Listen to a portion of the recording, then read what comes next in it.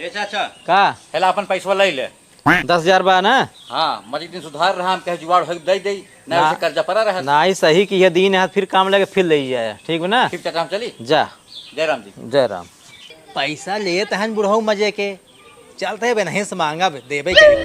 पतोहिया ए पतोहिया काऊ बाबू अरे ये जो उधार लेके रहे ना पड़ोसी अपने हाँ। ये 10,000 दे ने कल जाए बने धई दे जब मांगा तब दिहू। ठीक है भाई। हाँ ले जा धई बने के चाचा हो का है। हम बहुत गरीब मनई बाटी हमें 10-5 रुपये दे देता।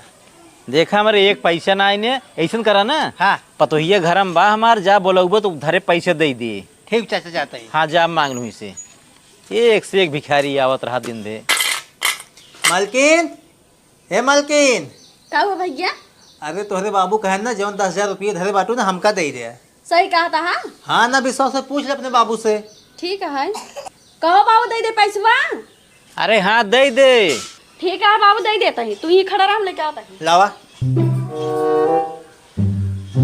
ला पकड़ा लेके जा। पतोहिया ये पतोहिया काऊ बाबू अरे जौन काल पैसवा दे रहे ना उनमें से जा 1,000 निकाल लावा दे जोताई दे हमका दे दे। अरे बाबू जौन तू काल पैसवा दे रहा ना तो भिखरिया रहा भिखरिया के दे दे पूरा पैसवा। काहे के अरे तू ही तो कहाँ दे पैसवा।